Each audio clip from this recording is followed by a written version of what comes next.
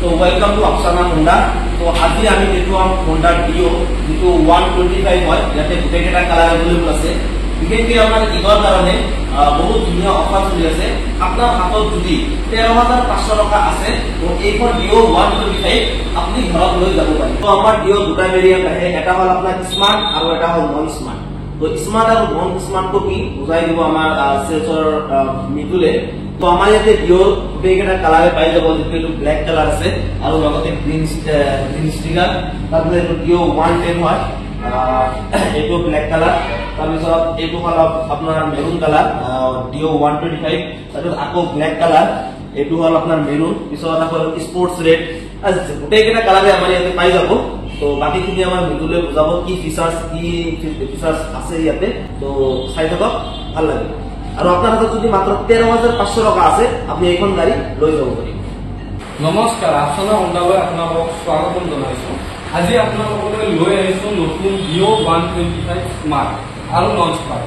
এই গাড়ীখন আমাৰ দুটা ভেৰিয়েণ্টত এভেইলেবল আছে। এটা হ'ল নৰ্মেল ষ্টেণ্ডাৰ্ড, যিটো কিৰে আপোনাৰ চাবিৰে যিখন ষ্টাৰ্ট কৰা হয়, আৰু এখন আছে আমাৰ তাতে, এইখন চাই ল'ব টোটেলি কি অপাৰেটেড হয়। আৰু এখন আছে, এইখন হ'ল আপোনাৰ স্মাৰ্ট।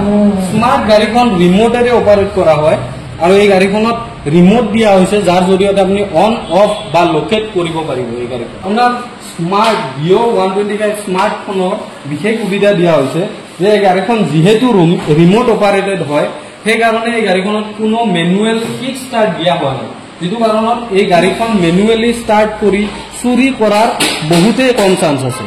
বাট এই ষ্টেণ্ডাৰ্ডখনৰ সেই সুবিধাটো দিয়া হৈছে যে আপোনাক কিক ষ্টাৰ্ট পাই যাব, চাবি অপাৰেটেড হয়। বাকী গোটেই গাড়ীখনৰ ফিচাৰ্ছ যেনেকুৱা ইঞ্জিন বা কেপাচিটি চব চেমে, জাষ্ট ৰিমোট অপাৰেটেড হয়।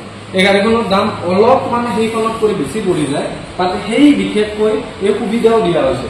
লগতে এই গাড়ীখনৰ ডিও 125 খনৰ ESP ইঞ্জিন টেকনলজি দিয়া হৈছে, যাৰ বিনিময়ত গাড়ীখনক 10 বছৰলৈকে আপুনি ৱাৰেণ্টি পাই যাব।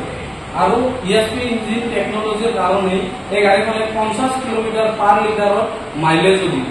লগতে এই গাড়ীখন আমাৰ দুটা ভেৰিয়েণ্ট আছে, 20 আৰু নন 20। যদি আপোনালোকে এই গাড়ীখন ক্ৰয় কৰিব বা কিনিব বিচাৰে, পৰামৰ্শ আপুনি হোন্ডালৈ আহক, পৰামৰ্শ বজাৰ বৰপেটা ডিষ্ট্ৰিক্ট।